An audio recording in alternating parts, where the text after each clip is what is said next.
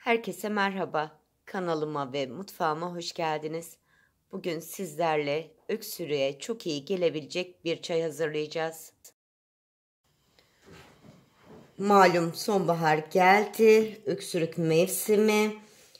Hemen bir yemek kaşığı doğal bal alıyorum ve karıştırma kabıma balı boşaltıyorum arkadaşlar.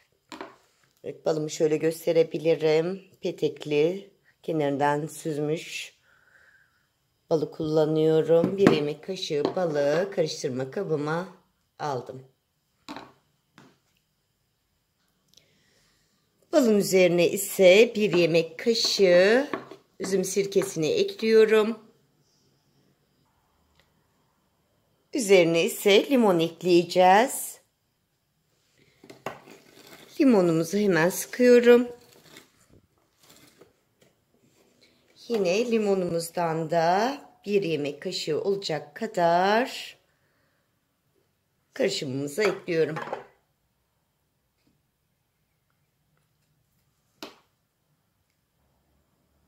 Yarım çay kaşığı tarçınımı ekliyorum. Arkadaşlar, içine kattığımız malzemelere eğer alerjiniz yoksa 3 yaşındaki çocuklar da dahil olmak üzere bu karışımı kullanabilirsiniz. Öksürüğe, boğaz ağrısına çok iyi geldiğini söyleyebilirim. Yarım saatin içerisinde zaten geçiriyor.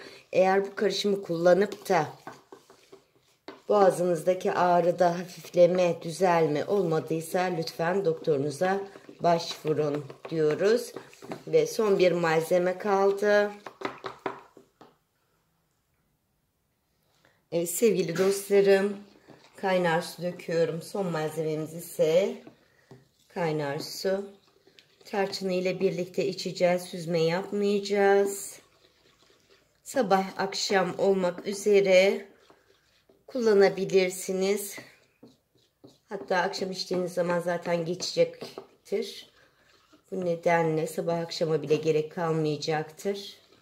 Evet, çayımız hazır arkadaşlar. Hepinize afiyet olsun, şifa olsun.